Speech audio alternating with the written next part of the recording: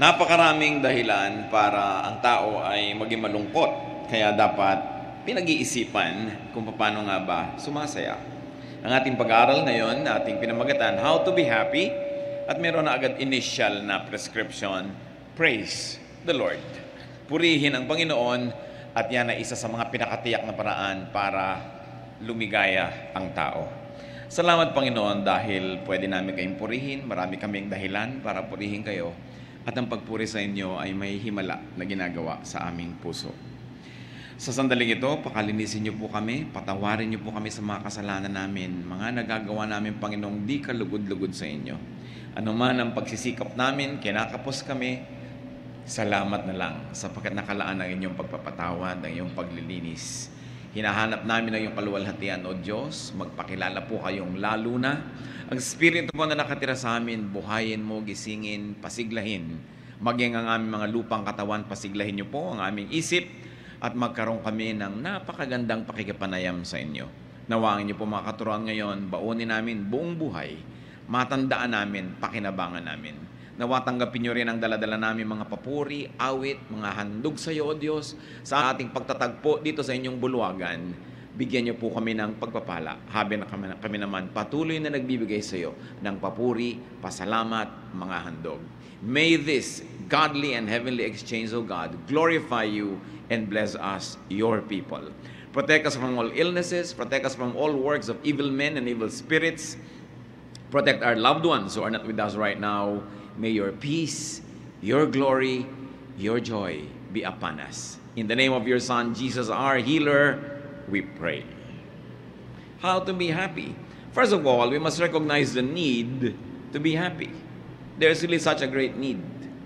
Psalm 138, verse 7, Though I walk in the midst of trouble, you preserve my life. So the second part says that God preserves our life, but the first part says and recognizes that we walk in the midst of trouble. Though I am surrounded by trouble, you protect me. People have troubles from the inside. Hindi natin kailangan lumayo para maghanap ng gulo, humanap ng kalungkutan, humanap ng hirap ng loob. People have fears. Marami tayong mga kinatatakutan. People have worries, anxieties. People have confusion. Ang ating spiritual life, kumisan parang roller coaster. May mga time na tumangtuwa tayo sa Diyos, may mga time na naguguluhan tayo sa ating pananalig, may mga time na convinced tayo, may mga times naman na tayo kuminsan may pagdududa, may pag-aalinlangan, at kasama na nito kalungkutan at isolation. There's a lot of trouble from the inside. Sa iniisip, sa nadarama, sa ating mga pamantayan, sa ating mga gustong mangyaring, hindi mangyari, sa mga kaguluhan ng ating isip. There's also a lot of trouble from the outside, from other people. Siyempre, ang kaligayahan din natin nakaasa sa ibang tao. Ibibigay ba nila o hindi? Gaano karaming ibibigay nila o hindi? Papayagan ba nila tayo o hindi? Anong mga panganib ang nagmumula sa kanila? Anong comfort, anong pag-ibig ang magmumula sa ating kapwa-tao? There's also a lot of trouble from the environment. People are afraid. They're afraid of fires and earthquakes and volcanoes erupting. People are afraid of the weather changing and all that. But no matter how you become afraid, what can you do about the uncontrollable? So there are things that make us unhappy. They are uncontrollable, and there are those that are controllable anyway. But just the same, life could present so much reason to be sad. Pagka nga umiibig ka, masaya ka, pero may kakambal na lungkot dahil natatakot kang mawala yung iniibig mo. Either iwanan ka o sumakabilang buhay siya, o mawala siya sa iyong piling, malayo, maraming kinakatakutan. That's why man needs happiness. Therefore, man should be able to make and to produce happiness and not just depend on events, not just depend on happiness to come. We must find reasons for happiness. At pagka ang tao may kaligayahan na paglalampasan ng lahat ng hirap, nadadaanan ng lahat ng pagsubok, natitiis ang lahat ng dapat tiisin. Kung hindi man kaligayahan na hawak na niya sa kanyang mga palad, kaligayahan na inaasam at inaasahan niyang darating. What are some of the major reasons to be happy? Psalm 138 verses 2 up to 8. I will bow down toward your holy temple and will praise your name for your love and your faithfulness. For you have exalted above all things your name and your word. When I called, you answered me. You made me bold and stout-hearted. All kings on this earth have heard your promises, Lord, and they will praise you. You are so famous that they will sing about the things you have done. Though you are above all of us, you care for humble people, and you keep a close watch on everyone who is proud. I am surrounded by trouble, but you protect me against my angry enemies. With your own powerful arm, you keep me safe. You, Lord, will always treat me with kindness. Your love never fails. You have made us what we are. Don't give up on us now. Napakaraming dahilan dito pa lang sa kaunting verses na ito para ang tao ay maging masaya o para aliwin niya at pasayahin ang kanyang sarili. At isa-isahin natin yun. Unang-una, God is loving and faithful. Kahit hindi laging loving and faithful ang mga tao, God is always loving and faithful. Para ka sumaya, iasa mo ang kaligayahan mo sa love and faithfulness of God. Secondary lang yung love and faithfulness of people. The love and faithfulness of people can make us happy in a very unique way. But the love and faithfulness of people can be threatened. The love and faithfulness of people can change. Salamat na lang kung hindi nagbabago. Lagi tayong mahal ng mahal natin, matapat sa atin yung pinagtatapatan natin. Pero ganun pa man, kung hindi man yun mangyari, pag inuuna mo na laging isipin that God is loving and faithful, at inuuna mo ang relasyon mo sa Diyos, dumating man o umalis sa mga tao, maging matapat man sila o hindi, you are steady.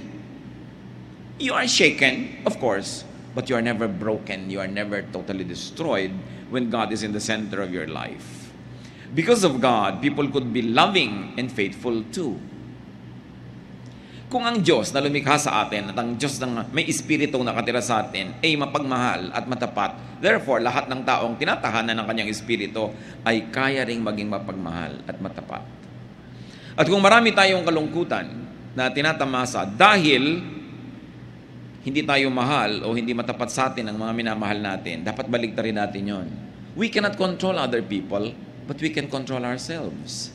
So let's be happiness factories. Meron kayong dapat pagtapatan, maging matapat kayo. Meron kayong dapat mahalin, mahalin ninyo. Para yung inyong pinagtatapatan at minamahal, sumaya. At nabawasan ninyo sa pamamagitan ng pagkilos ng Panginoon sa ating buhay, ang numero, ang bilang ng mga taong malungkot at mga taong nababagabag. At dahil kumikilos din ng Diyos sa ibang tao, sila man maaaring maging paraan ng Diyos, kasangkapan para tayo'y mahalin ng Diyos through them. Therefore, open yourself to people's love. Because when you open yourself to God's love, you inevitably open your heart to love others, and you inevitably open your heart to accept the love of others. And then you are in the way of happiness. May mga daan, alam nyo, busy, may mga daan hindi halos nadadaanan. Yung pag-ibig, yung kasiyahan, may dinadaanan din yan. Dapat nandun ka. Sa kalsada na yung katumira, sa address na yun. Para lagi kang nadadaanan. Maraming tao, hindi sila masaya kasi ang address nila doon sa gilid-gilid, hindi dinadaanan ng happiness. Kaya dapat kinikilala mo saan ba dumadaan yung happiness. Una na, kilalanin natin God is loving and faithful. Two, God is true to His word. Saan pa tayo kumukuha ng lakas ng loob? Di ba sa mga pangako ng Diyos? At sinasabi, God is true to His word. Dapat alam mo ang mga pangako ng Diyos para maklaim mo. Yung mga nagdarasal nga kahit sa Biblia, kahit naman hindi makakalimutin ng Diyos, sila man ipinapaalala nila, Diyos, di ba sabi nyo ganito, di ba pangako nyo ganito, according to your word ganito. Hindi mo naman talaga ipinapaalala sa Diyos yun, ipinapaalala mo sa sarili mo na may pangako ang Diyos na ganon. Kasi hindi naman niya yung nalilimutan, pero nalilimutan natin. At kung nalilimutan natin, i-claim ang mga pangako ng Diyos, tayo yung nalulugi. Kaya ang masayang tao, inaalam ang salita ng Diyos at naniniwala na nanalig na ang Diyos ay matapat. Tutup din niya ang kanyang mga sinasabi. And because God has His word in our hearts and God has His word printed, published, broadcast, God's wisdom is always relevant. Yung karunungan ng Diyos, nagbabago man ang panahon, nagbabago ang mga uso, hindi nagbabago ang karunungan ng Diyos. Magbago ka lang dapat ng paraan ng pag-a-apply nito, paraan ng pagbasa dito, para lagi kang makinabang. Bawat henerasyon, bawat lahi, bawat panahon, may mga unique elements ang kanilang kabihasnan. They have very, very unique civilizations. All the various generations of people and the various generations of civilizations. And their context help them define the true relevance of the Word of God to them. Kayong basa ng mga tao noong 16th century at pag-apply nila sa buhay nila, maraming pagbabago ang pagbabasa ng mga tao ngayon sa panahon na ito. Hindi nagbabago yung salita ng Diyos, but the way you apply it to your reality, because realities change, must be always timely. The unchanging Word of God, but our ever-fresh reading and ever-relevant application to our lives. Kaya marami mga tao ayaw nila maging religious kasi parang backward, parang sobrang conservative, pati language, pati kilos, parang pang 16th century. Hindi bagay sa panahon. Dapat alam natin yung mga basic moral bedrock of the Word of God at yun ang hindi dapat ma-violate. But the way they are transplanted and read and interpreted and applied to daily life must always be relevant. Kaya ikaw nakahawak ka sa unchanging Word of God, pero nakaugat ka sa patuloy na nagbabagong daigdig. Para lagi mong mahanap ang lagi ng mabisang kahulugan ng salita ng Diyos. God keeps His promises. Therefore, know and claim God's promises. 1 Kings 18, 25-26. Now, Lord, God of Israel, this is a prayer, keep for your servant David, my father, the promises you have made to him when you said, you shall never fail to have a man to sit before me on the throne of Israel. If only your sons are careful in all they do to walk before me as you have done. And now, O God of Israel, let your word that you promised your servant David, my father, come true. Sinong nagdarasal? Di si Solomon. Alam ni Solomon ang pangako ng Diyos sa ama niya na si David. Kiniklaim niya. Kasi siya ang magbe-benefit ng promise na yon. Kaya napakahalaga na maganda ang ating relasyon sa Diyos kasi pati mga anak natin nagbe-benefit sa maganda nating kasunduan sa Diyos. Joshua 21:45, not one of all the Lord's good promises to the house of Israel failed. Everyone was fulfilled. Totoo ang Diyos, pwedeng asahan. Another reason to be happy is that God rules. God exalts Himself, God prevails. Sa biglang tingin, parang hindi lagi itong totoo. Pero yan ang dapat mo ngayong malaman kung paano i-apply sa buhay, na kung sa tingin mo na practical, parang ang naghahari kumisa na ikadiliman, pero alam mo na Diyos talaga ang tunay na naghahari. At ang mga paghahari ng kaguluhan, mga kadiliman, ay pansamantala. At ito ay haharap sa paghukom ng Diyos. Kaya ang dapat, lagi ka nang nasa panig ng totoo, sa panig ng tama, para hindi ka natatakot na humarap sa Diyos. Psalm 138:4-5, may all the kings of the earth praise you, O Lord, when they hear the words of your mouth. May they sing of the ways of the Lord, for the glory of the Lord is great. So ang idinedeclare dito is a submission of human kingdoms and human rulers, human ways and systems to the ways of God. At tayo, bagamat mayroong present mindset, meron din dapat tayong eternity mindset. That you process everything according to how it happens in your time, but you also contextualize it in the way it had been effective in the past, and it will continue to be effective in the future and in eternity. Ang nangyayari sa atin, may 1, 2, 3 araw, sometimes tayo hindi nakakaintindi, pero hindi natin dapat ipako yung pananalig natin doon sa mga konting panahon na yon. Yung ating mga panahon na hindi natin nauunawaan ng Diyos will just be tiny dots in an otherwise long, happy line when we finally understand. Kaya ang sabi sa New Testament, now I know in part, but then I shall understand fully, even as I have been fully understood. Our knowledge is imperfect, and our prophecy is imperfect. But when the perfect comes, the imperfect will pass away. Kaya ang dapat nating laging hinihintay, lalo sa mga bagay na hindi natin nauunawa, yung pagdating ng Panginoon na para ipaliwanag lahat sa atin yan. Ang ating pagpunta sa Kanyang piling na biglang bubukas ang ating isip at maunawaan natin ang lahat. Kaya ngayon, what is important? Faith. Faith is the best weapon we have against loneliness. Faith is the best weapon we have against doubt and against insecurities and uncertainties. Because faith is the assurance of things hoped for. It is the evidence of things not seen. That's why people are saved by faith. not by their knowledge. Kasi yung alam mo, siyempre, mananalig ka na doon. Pero hindi mo naunawaan na nanalig ka, yun ang hinahangaan ng Diyos at pinapahalagahan. Hindi naman ibig sabihin na mamuhay tayo sa ignorance na wala tayong naiintindihan. But for the few things that are not clear, when I was a child, sabi nga sa Bible, I thought like a child, I reasoned like a child. And now we are in a childhood state when it comes to terms of eternity. What is the lifetime of a human being? 90 years? 100 years? We will never become adults spiritually. We are like children. But sabi niya ganon, now the time I become a man, I give up childish ways. There will be changes. And those changes are the what we aspire for when we will finally comprehend the things that are beyond our minds at present. Another reason to be happy, according to what we have read, is that God answers prayers. Sumasagot ang Diyos. Pero bakit maraming sinasagot ng Diyos, hindi pa rin sila masaya? Because they want only a yes answer from God. Kaya hindi sila masaya. Pero pag Diyos ang sumagot, yes is a blessing, no is a blessing, wait is a blessing. Because God is always true and God is always loving. Therefore, His no is His best way of loving you at times. Nagiging malungkot tayo kasi conditional yung happiness natin pag ang sagot, yes. Pero itong tandaan natin mga kapatid, pag Diyos ang sumagot ng no, yun ang the best. Because God knows best. And God can say, wait. And so when God says wait, you wait. Huwag kang masyadong mainipin. Iba ang panahon ng Diyos sa ating panahon. And God's timing is always perfect. Marami tayong lungkot dahil sa inip. Nababagot tayo. Marami tayong lungkot dahil nabibigo tayo sa hinihingi natin sa Diyos. May nagtatampo pa sa Diyos. Pero, di ba ang marunong at mahusay magmahal na magulang, marunong din mag-no sa kanyang anak?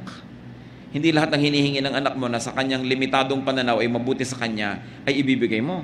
Dahil sa iyong mas mature na pananaw at mas mapagmahal na pananaw, hindi dapat mapunta sa kanya. Kaya kung minsan ang mga bata, nagtatampo pa, nagagalit sa magulang, pero pag naging magulang na sila, doon nila nauunawa, minahal pala ako ng magulang ko by saying no. At merong mga tao na pagkatumanda na, nare-realize nila at sinisimbatan ng mga magulang na bakit lahat ng gusto namin binigay nyo? Bakit hindi kayo marunong magdisiplina? Bakit hindi kayo pumigil? Nagkaganito tuloy kami. Pagkatumanda yung mga bata na yan, natuwang-tuwa dahil todo pa sa magulang, sinisisi rin ng magulang. Kaya tayo, when we become really spiritually mature, we will be thankful for every no answer of God. For now, be happy with it in faith. Para hindi tayo maraming nirereklamo sa buhay. God gives courage. Sa mga pinanghihinaan ng loob, sa mga nanghihina ang pananalig, sa mga natatakot, anong nagpapasaya? Yung binibigay ng Diyos sa atin na tibay. Courage. Katapangan. Kaya, lagi ka dapat sa Diyos lumalapit. And what's important is that God cares for humans, for persons, especially for humble people. Ano ba mas maging madali? Magyabang o maging mapagpakumbaba? Ano ba ang mas low maintenance? Kayabangan o kapakumbabaan? Kaya ang taong nagpapakumbaba, mas madaling sumaya. Ang taong hindi nagyayabang, hindi nagmamataas, hindi nagmamatigas, mas marami siyang kaligayahan. At kung sinabi sa binasa natin sa scripture that God cares for humble people, you want to be happy? You want God's care? Be humble. At hindi lang Diyos ang magiging maibigin sa iyo, pati kapwa-tao. Kasi wala namang taong natutuwa at nagmamahal sa mayabang, sa matigas ang loob, sa nang titikis, sa nang sasadista. Wala namang natutuwa sa ganun. Kaya dapat makita natin ang pandaraya ni Satanas. Pag natitempt tayong maging mayabang, maging matigas dyan, maging mahirap na makasundo, gusto ni Satan mangyari yun para magalit sa atin ng mga tao, para lalo tayong lumungkot, at para malayo din tayo sa Diyos. So God cares for humble people. You want to be happy? Be humble. Make it a habit to be humble. Kasi pag mayabang ka, may maintain ka.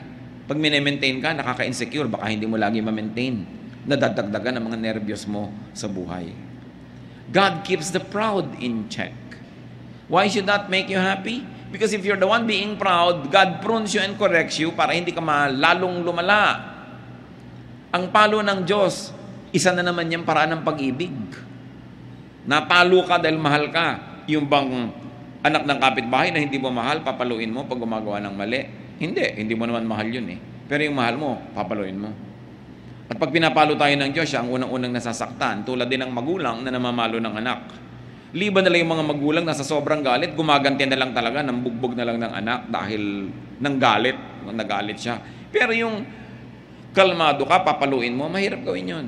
Kaya nga ang mga magulang, pinapayuhan natin, pag galit na galit kayo, tinuturo naman sa Bible, mamalo ng anak eh. Pero huwag kayong mamalo habang galit kayo. Kasi baka naghihiganti lang kayo nun. Baka it is the evil nature that was insulted or challenged, and now you're trying to be supreme and you're trying to assert your seniority and authority. Tuloy, hindi ka na namamalo para magtuwid, namamalo ka para gumanti. Iba yun. Hindi gusto ng Diyos ng ganung palo. Pero yung palo ng pagtutuwid, mabuti yun sa pinapalo. Ngayon, kung ikaw si mayabang, na humble ka, na walang ka na ipinagyayabang mo, pero anak ka ng Diyos, masaya ka dapat. So pwede mo masabi, Lord, salamat, napahiya ako, salamat, kinapos ako, salamat, na-humble ako. Kasi nalilibang na ako, nakakalusot ang mga kayabangan ko, akala ko pwede na. Akala ko deserve ko kasi yung ganong mga kayabangan. So, pagka ikaw napalo, pasalamat ka. Pero bakit pa rin tayo magiging masaya that God keeps the proud in check? Kasi kung tayo yung api, kung tayo yung nagpapasensya, tayo yung na damage sa mga mayayabang, alam mo na hindi naman sila ito-tolerate ng Diyos sa matagal. Hindi kailangang ikaw ang magtuwid sa kanila, hindi kailangang ikaw ang sumira sa kanila. Ang Diyos ang bahala sa kanila. Ang sabi ng Panginoon, vengeance is mine, I will repay. Anong kaligayahan ang makukuha natin dyan? Na kahit kuminsan may mga taong akala mo ang yabang-yabang, akala mo inaapi-api ka, you don't put it upon yourself to be vindictive. Hindi ikaw kailangan magplano ng pagganti. Ikaw tuloy na spare from a lot of trouble and even consequences of having been vindictive. Kaya napakainam yung ipinapasa Diyos mo ang maraming bagay. Siyempre, kung talagang naapi ka at kailangan mo na mag-recourse sa batas, kaya nga may gobyerno, kaya may hustisya, because it's also an instrument of God to protect the innocent. No? Kaya napakahalaga ng mga Kristiyano, pinaglalaban mo kung ano yung tama, kung ano yung matuwid, kung ano yung makatwiran. Why else can we be happy according to the verses? Because God protects His people against angry enemies. Kung minsan naman wala kang ginagawa, may nagagalit talaga sa'yo. Pero nakikita ng Panginoon ang lahat ng iyon. Sa Panginoon kayo magsumbong. Kung may mga taong nagagalit sa inyo at matapos yung magsaliksik ng inyong budhi, alam niyo naman na wala kayo talagang ginawa para magalit sila, then ipasa Diyos. Psalm 138:7, you stretch out your hand against the anger of my foes. With your right hand, you save me. Sa Diyos tayo magpaligtas. Sa Diyos tayo laging lumapit. Kung minsan kasi lalapit ka sa tao, nabibigo ka. O kaya, tutulungan ka niya pero hindi pala niya kaya. Kabiguan pa rin ang ending. But to trust God. And the Lord is always kind to His people. Lagi. Pag sinabing lagi, tulad ng ini-emphasize natin, kahit no yung answer, kahit namamalo ang Diyos, kindness yun. At pag naunawa natin yan, na-absorb natin ng mga kapatid yung kahulugan ng God is always kind, no matter how people perceive God's dealings, that His love never fails, sasaya ka.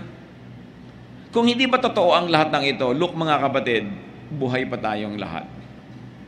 Ilang taon na kayo, ilang panganib na ang inyong dinaanan, ilang sakit na ang naranasan natin, ilang mga pagtatangkanan ng iba na sirain tayo, pero look, buhay pa tayo. Isang malaking patotoo ng kabutihan ng Diyos. At kahit hindi ka pa rin buhay ngayon, sinabi nga, to live is Christ, to die is gain. Wala kang pwedeng puntahan na hindi nandun ng Diyos. Pasalamat ka pa rin. Kaya ang happiness mo, dapat walang pagsidlan. Walang kondisyon. Ano man yon, anak ka ng Diyos, everything that happens is a blessing to those who love God and are called according to His purpose. And even if we move to the next life, God will be there. Yung greatest fear natin, death, should be the greatest liberator because we will at last be spiritually one with our God. Psalm 139, verses 7 to 8, where can I go from your spirit? Where can I flee from your presence? If I go to the heavens, you are there. If I make my bed in the depths, you are there.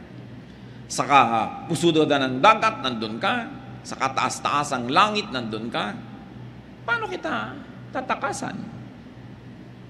Napakasarap na yung mga basic truths na ito laging maalala. Kaya sinabi, though I walk through the valley of the shadow of death, I will fear no evil. Mga kapatid, ano yung mga valley of the shadow of death ng inyong buhay? Sasakay ka ng aeroplano, ninenervyos ka. Diba? Yung, ayan, I am walking through the valley of the shadow of death. Sasakay ka ng barko kumisan, ninenervyos ka, lalo masungit ang panahon. Ang dami-dami sa ating citizens, walang magawa. Talagang wala silang sariling sasakyan. Sumasakay sa mga bus o mga sasakyan. Nagkakarera yung mga driver na hindi mo na malaman kung ano mga buhay ka pa bang bababa dun o hindi. Ito, I walk through the valley of death. Ang daming fears. Baka ka mawalan ng trabaho, baka ka magkaroon ng sakit, baka kung ano-ano. Pero ang sabi, even though I walk through the valley of the shadow of death, I will fear no evil because you are with me. Dahil kasama natin ang Diyos. Napansin nyo ba, 8 mga dahilan yan para sumaya, pero meron niyang isang common denominator, mga kapatid. It is all God-based and God-centered. Lahat ng dahilan ng kaligayahan na yan, dahil sa Diyos, dahil may Diyos. Many people are sad because they seek happiness outside of God. Many people are sad because they seek happiness away from God. They seek happiness mostly from people and from things. Therefore, people are sad. Pero ito, 8 great reasons to be happy, and all of them focus on God. Puro yung God is like this, God is like that, God's word is like this. Kaya yung tao na inuuna yung Diyos, nakasentro ang Diyos sa kanyang puso, talagang ang Diyos naka-enthroned sa kanyang isipan, sa kanyang damdamin, masaya yun. Kahit dinadalaw ng paminsan-minsang lungkot, dinadalaw natural ng paminsan-minsang mga duda, pero paminsan-minsan at hindi siya nagkakagiba-giba. Dahil Diyos ang sentro ng kanyang buhay. At ito ang itinuturo ng Panginoon. Alam niyo, struggle ko matagal yan. Nung araw, tinatanong ko sa Diyos, bakit lagi mo, Lord, gustong number 1? Bakit kailangan number 1 lagi? Is God egocentric? Kulang ba siya sa pansin? Pero talagang na-share ko na rin sa marami sa inyo, the Lord revealed to me that He wants to be number 1 because when He is number 1, we will be happy. Pag ginawa mo number 1 tao, kawawa ka. Pag ginawa mo number 1 bagay, kawawa ka. Pero pag Diyos yung number 1, lagi siyang nandun. Di siya nagbabago. Lagi kanyang mamahalin. Mahalin ka man o hindi ng tao, magkaroon ka man ng pera o wala kang pera, andun lagi yung Diyos. Kasi pag number 1 siya, siyempre yung number 2, number 3, number 4 mahalaga. Pero hindi masyado, hindi kasing halaga ng number 1. Ngayon, isipin niyo mga kapatid, ano ba o sino ang number 1 sa buhay natin? Pag sinabi mong, ay, ang number 1 ko, ang aking misis, mahirap yan. Dapat number 2 lang siya. Dapat number 1 ang Diyos. Number 2 din si Mister. Kasi ang number 1, Diyos. Mga misis, huwag na kayong mag-asam na number 1. Pag Diyos ang number 1, number 2 lang kayo, sigurado wala nang number 3. Pero kung kayo number 1, baka may number 2, 3, 4, 5. Mahirap yan. Dapat Diyos ang una talaga. Kaya sa atin naman mga anak, ituturo natin ang pag-ibig sa Diyos, sa ating mga mahal sa buhay. Pagka lahat tayo ang number 1 Diyos, ang ganda ng mundo. Sasaya tayo. Number 1 kasi ibang tao kaya papatay ka para sa kanya. O ayaw niya sa'yo, babarilin mo na siya dahil ayaw mo na sa kanya. Mababasa mo sa mga dyaryo. Mga crimes of passion. Ayaw ko na sa'yo. Gusto pa kita. Paano ayaw ko na nga sa'yo? Paano yun? Pero ang Diyos, hindi siya aayaw sa atin kahit kailan.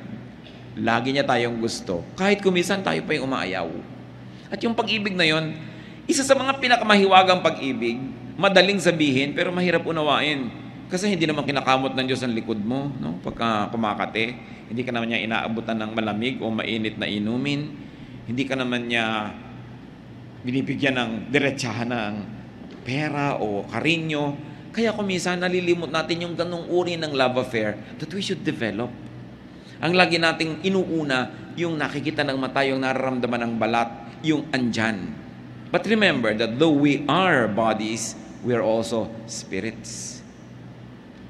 Na meron tayong dalawang uri ng pagkabuhay na isinasabuhay. At yun yung ating buhay sa laman at yung buhay sa espiritu. Pag yung buhay mo sa espiritu, masigla, masaya, kaya kanyang dalin kahit na nagkakagulo-gulo yung buhay mo sa laman. Pero pag yung buhay mo sa espiritu, wala. Kahit anong saya ng buhay mo sa laman, pansamantala, mababaw. It is like chasing rainbows. And when you get there, it is not there. Nakikita nyo, napakarami mga matagumpay ng tao, inaamin din nila, hindi rin naman masaya. Although marami rin namang hindi matagumpay na masaya, so mabuti ng matagumpay kang malungkot kaysa hindi ka matagumpay na malungkot din. So huwag natin gawing excuse yan. Pero ang point, unahin ng Diyos. Paano nyo gagawin yun? Kayo lang makakapagsabi. Kung paano nyo siya uunahin. Kung paano nyo bibigyan ng panahon, paano tayo de-develop ng pakikipagmahalan. Kasi ang Diyos, persona. Hindi siya usok. Hindi siya drawing. Hindi siya bato. Isa siyang persona, may damdamin. At gusto makipagmahalan sa tao. Ang isa sa mga pinakamatatayog at pinakamabubuting layunin natin, mission, develop a loving relationship with God. And you've got to find your personal way to do that. Your spirit will tell you if you'd only listen. Now, what is the way to be happy? Nagbigay tayo ng mga reasons to be happy. Psalm 138, 1-3. I will praise you, O Lord, with all my heart. Before the gods, I will sing your praise. I will bow down toward your holy temple and will praise your name for your love and your faithfulness. For you have exalted above all things your name and your word. When I called, you answered me. You have made me bold and stout-hearted. So the way to be happy, praise God with all your heart. Siyempre, may literal, sing praises to God. Sabihin mo ang mga kabutihan, i-declare ng iyong bibig. Praising and singing is doable. Therefore, praising and singing are all both decisions. Happiness can be a decision. You can decide to be happy, you can decide to be sad. So, pag kumanta ka, nakokontrol mo yun. Mamaya yung kanta mo, inililift up na niya yung spirit mo sa Panginoon. Mahirap sabihin, sasabihin ko ang sarili ko, pero mas madaling sabihin, kakanta ako sa Panginoon. Pupurihin ko ang Diyos. Magsasabi ako ng mga mabubuting bagay, iisa-isahin ko, gugunitain ko ang mga pagpapala at kabutihan sa akin ng Diyos. At bago mo mamalayan, umaalis ang iyong lungkot. Bakit? Hindi kasi pwedeng umupo yung lungkot sa trono ng puso mo kung Diyos ang pinapaupo mo doon. Kaya nakakaupo yung lungkot sa puso mo, hindi mo pinapaupo doon ng Diyos. O kaya nalilimutan nating nakaupo ang Diyos na i-ignore siya. Siyempre, only one thing occupies one place at one time. You cannot both be happy and sad at the same time. So you're sad, palitan mo, gawin mong happiness. At yan pwedeng gawin. May mga doable tulad ganyan pag-awit sa Panginoon, pagpapasalamat. There is mystery and there is power and there is miracle in that. Gawin mo lang. At sabi, worship God in His temple. Ano ba yung temple ng Diyos? In the fellowship. When believers are together, the temple of God is there. It is not a building, it is the spirit of one believer joining with the spirit of other believers, and it is the temple of God. Merong himala na nangyayari when we fellowship together. Parang isang pirasong kahoy na nagliliyab, pagka humangin, patay na yung apoy niya. Pero pag maraming kahoy na tabi-tabi, pag humangin, lalong lumalakas yung apoy. Ganun ang importansya ng fellowship. At fellowship, hindi lang yung from 3 to 5 p.m. may fellowship, hindi yon. Yung talagang nakikipagbuhol-buhol yung buhay natin sa buhay ng mga ibang believers. Hindi lang tayo umaattend ng program, tapos fellowship na ba yun? Ang fellowship, yung saya niya, saya mo rin, yung lungkot mo, lungkot niya rin, nagkakahati-hati, nagkakatulong-tulungan. Ang Diyos kasi nilikha tayo na talagang nakikipag-asahan sa ibang tao, umaasa at naaasahan. Kaya marami daw malungkot, sabi nga nung isang poster, people are lonely because they build walls instead of bridges. So we build walls to people, against people, we become sad. That's why we fellowship. Itinuturo yan sa Biblia, always fellowship. Kasi alam ng Diyos, maraming lungkot ang buhay. At maraming ligaya tayong matatamasa sa tunay na pakikipagkapatiran. Yung tunay na pakikipagpalagayang loob at pakikipagtulungan. Hindi yung superficial lang. Hindi yung istri-stricto mo sa fellowship, ayaw na tuloy umatin ng iba. Hindi na sila pwede maging totoo. Pagtanggap, walang patakarang pagtanggap sa kapwa. Pagmamahal, pagtulong para siya umasenso, ma-develop, may saya dun. You are able to unmask yourself and you're able to be your true self in the presence of another person or persons that already gives you happiness. Ang hirap-hirap nung nag-iisa ka na nagdadala ng problema mo, nag-iisa ka na nakakaalam ng tunay mong mga iniisip, niloloob, ang tunay mong pagkatao, it isolates you. Pero kung tayo bukas ang ating puso, bukas ang ating palad na tumanggap sa ating kapwa, we make them happy. And in the process of making people happy, miraculously, you also become happy. As you know it by experience, that when you make people sad, you also become sad. Kahit kuminsan natutuwa ka, ay nagantihan ko siya, ay naipahiya ko siya, pero makinig ka sa budhi mo, may napalungkot kang tao, may nasaktan ka, ang totoo nasasaktan ka rin. Bakit? Nilikha kasi tayo ng tao ng Diyos na kapwa-tao. Ang nangyayari sa kapwa natin, nangyayari rin sa atin. Na iintindihan man natin yun o hindi. Kaya mas nagpapasaya tayo ng iba, mas sumasaya tayo. Mas nagpapalungkot tayo ng iba, mas inuusig tayo ng budhi natin.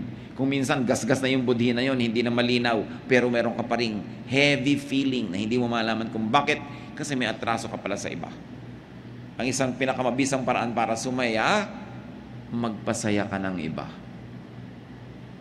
Sasaya ka sigurado. Magbigay ka sa gutom, magbigay ka sa mga bata, magbigay sa nangangailangan. Pero ang isang pinakamabilis lumungkot, magdamot ka. May nangangailangan, may ibibigay ka, pero pinagdamutan mo, natutuwa ka dahil yung pera mo hindi nagalaw, hindi ka naabala, pero may lungkot ka rin. Kung aaminin mo yun, may lungkot ka. So we go back to our basic humanity, that our happiness is in making other people happy. It is a true fellowship, true worship. So we worship God in His temple among the believers, and you worship God within you because the Spirit of God is in your heart. Therefore, make peace with yourself. Pag sinabi mo yung self, ano yon? Yung Espiritu ng Diyos at saka yung flesh, magkasama, yun ang self mo. You make peace with yourself. You make peace with God who is in you.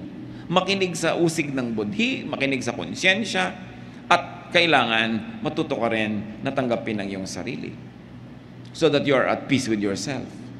Pag ikaw ang number one nagre-reject sa sarili mo dahil may iba kang gustong pagkatao, may iba kang gustong itsura, meron kang gustong ibang buhok, meron kang gustong ibang height, hindi ka sasaya kasi you are not at peace with yourself.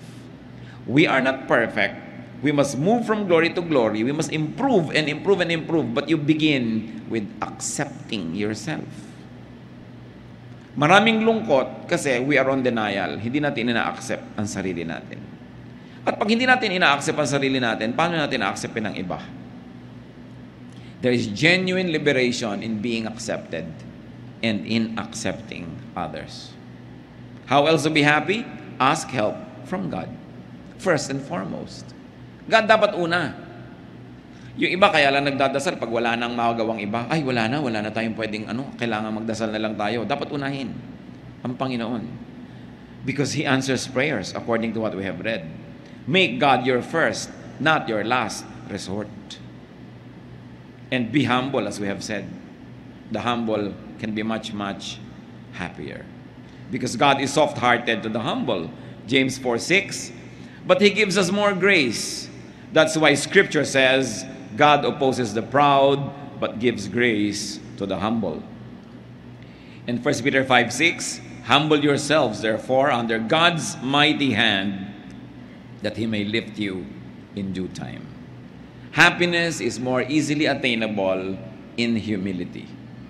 And as we have said, accept yourself.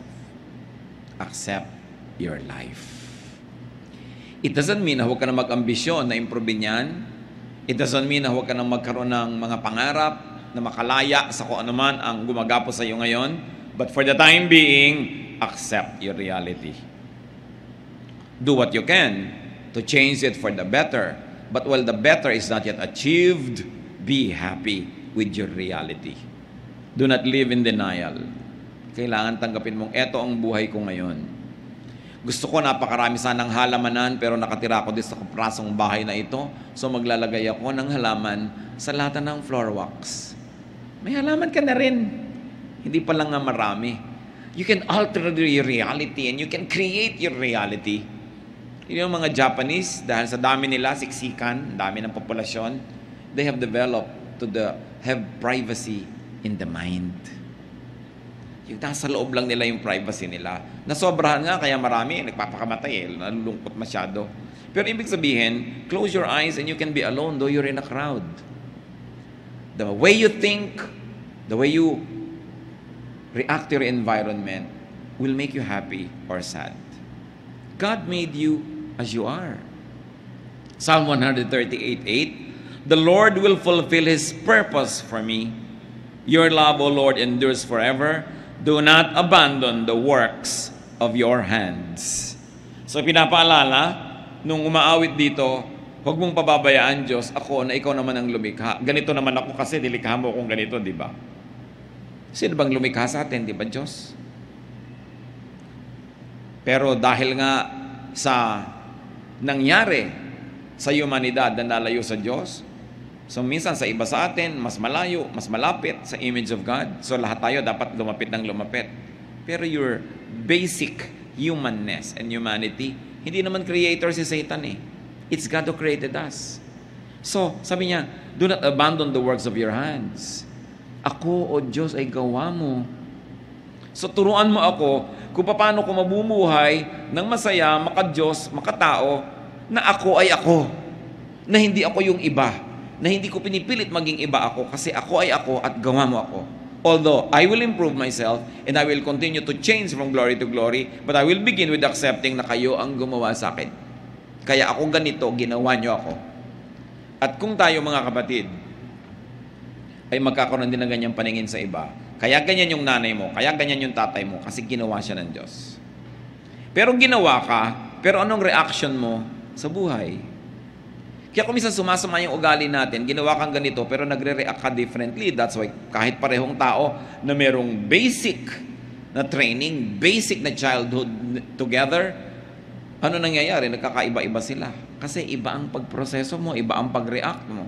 Meron pag inuutusan ng magulang, nagagalit. Meron pag inuutusan, sumusunod agad. So, control your behavior para lalo kang umasenso at bumuti. But you begin and not end with accepting yourself. Gawa ka ng Diyos eh. Ang daming kalungkutan kasi hindi mo ma-accept yun eh. Hindi mo nare-realize that you are fearfully and wonderfully made. Kung minsan meron kang napakalaki mga kahinaan para lang palalalong makita ang himala ng Diyos sa'yo. Kasi kung kinreate ka man, napuno ka na, hindi mo na kailangan yung Diyos. Kaya mga kulang-kulang. Kasi gusto ng Diyos punan. Gusto ng Diyos na punuin niya ng punuin yan. Para habang lumalawig ang buhay mo, may fellowship kayo, meron kang continuing need for God. Kasi alam nyo to mga kapatid ha, pag sobrang lusog natin, nakakalimot tayo sa Diyos dumasal, pero madadasalin ka kung may sakit ka. Kung may sakit ang mahal mo sa buhay, lalong madadasalin ka. Pag ang dami mong pera, madaling makalimot sa Diyos. Pero yung wala kang kapera-pera, talagang abot-abot ng dasal mo. May fasting pa kumisan yan. No? Pagka meron kang papa, nakakalimutan mo yung Diyos. Pagka nawala si papa, back to God ka na naman. No? Serve ka na naman. Kanta ka na naman. Turo ka na naman kasi wala si papa. So, kaya may mga kulang tayo. Huwag niyong iisipin na nilikha tayo ng Diyos sa may kapintasan. Kaya tayo may kulang para punan ng Diyos. Pero tatanggapin mo sa simula, kulang ako. But here I am, Lord, fill me with your glory. Huwag niyong ikalungkot ang mga kulang sa inyo, ikatuwa niyo, dahil dyan kayo pupunuin ng Diyos. Kaya sinabi ni Paul, when I am weak, then I am strong. Kasi kung saan ako kulang, doon may opportunity ang Diyos, napunan ako. Kaya yung mga taong punong-puno na, ang yabang-yabang na, anong ginagawa? Iniligwak ng Diyos, itinataob, inaalis yung mga pumupuno sa kanila para maging humble ulit. Lord, kailangan ko kayo. So, sino ba nagbabalik sa loob, ng balik loob sa Diyos? Yung biglang umaasenso o yung biglang nagfe-fail? Madalas yung nagfe-fail. Although merong, dahil umasenso, matalino siya, ay, mahal-mahal ako ng Diyos, lalo ako magpapaka-Diyos. Pero bihira yon. Madalas yung punong-puno ka na, itinapon nga, ayan, hindi biglang wala kang laman, dasal ka na naman, balik ka na naman sa Diyos.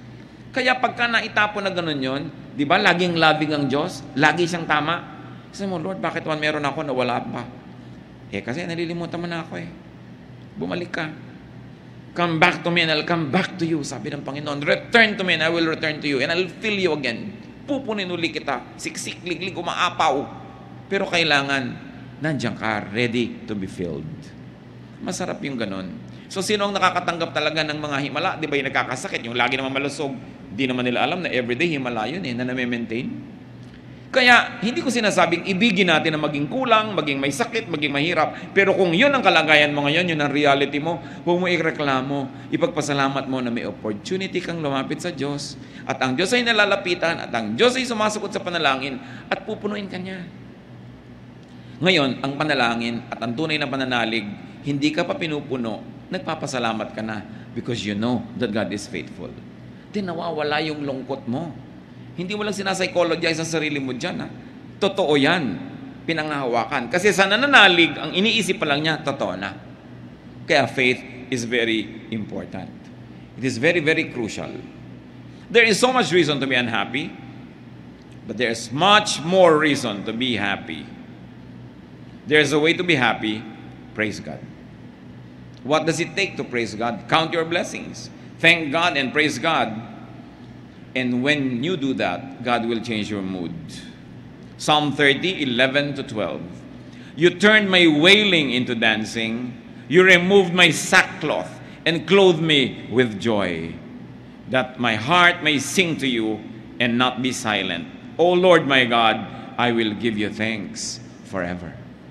Sabi, tinanggal mo ang pagluluksa ko, pinalitan mo ng damit na pampiesta, ang aking luksang damit. Ang pagpalahaw ko at pag-iyak ko, pinalitan mo ng pagsayaw. Magagawa yan ng Panginoon sa atin, mga kapatid. At napakahalaga, gusto kong bigyan ng diin muli, be a happiness factory. Don't be a loneliness factory. Think happy thoughts. Make people happy. May asawa ka, pasayahin mo siya. Araw-araw, bawat sandali na kaya mo. Kasi may mga panahon, ibigin mo man, hindi mo kaya. Ano ang inaalala mo sa mga panahon na nalilimutan ka ng mahal mo sa buhay o kaya silbi ka ng silbi dahil nalumpo? Anong naalala mo? Bakit nagkakaroon kang lakas na gawin yon? Yung mga pagmamahal niya sa'yo, nung kaya pa niya. Kaya magmahal tayo tuwing kaya natin. Kasi may mga panahong tayong nangangailangan tumanggap ng pagmamahal na yun. Dapat marunong ka magmahal. Basta kaya mo. Bawat araw, kaya mo bang magbigay? Magbigay ka. Pasalamat ka, hindi ikaw yung tumatanggap nung araw na yun. Darating din ang panahon, kailangan mong tumanggap, pero sa dami nang naibigay mo, para ka lang umaani ng iyong mga itinanim. Sasaya ka kung lagi kang naggagawa ng kaligayahan ng kapwa. Nalaman mo na may kapitbahay ka na sobrang hirap, walang sapatos, ibili mo ng sapatos kung kaya mo. Bakit hindi? Samahan mo pa ng medyas. Ang dami nating kayang gawin para magpasaya.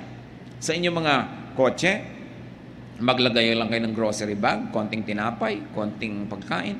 Pag kami kumakatok na pulubi, iabot mo. Ang kaligayahang madarama mo, hindi mo kaya i-compare yan. Kaya mo naman. Ano ba yung halagang 20, 30, 50 pesos worth of food ibibigay mo? Ang dami nating pwedeng gawin para maging happiness factory.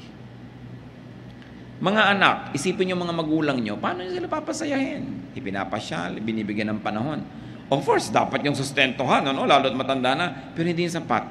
You should give time, attention, be a happiness factory. Magulang ka, paano mo pasasayahin yung anak mo? Pero madalas, nadadaya tayo ng dyablo, nagiging tayong loneliness factory. Tayo nagiging dahilan kaya lumulungkot yung mga tao. Yung mga umaasa sa atin, binibigo natin. Yung mga tao, pinapahiya natin. Pero pwede tayong maging happiness factory. Lalo may pera kayo, yun ang pinakamasarap. Giving away money is like defecating, the pleasure in it coming out. Yun ang talagang tunay na ligaya, yung lumalabas yung pera. Yan ay matrain natin yung puso natin sa ganon. That's why it becomes a blessing to be rich. Because it's such a great joy to give away. Kung ang puso mo nasa tamang lugar. Manalangin tayo mga kapatid. Nais kong ilapit.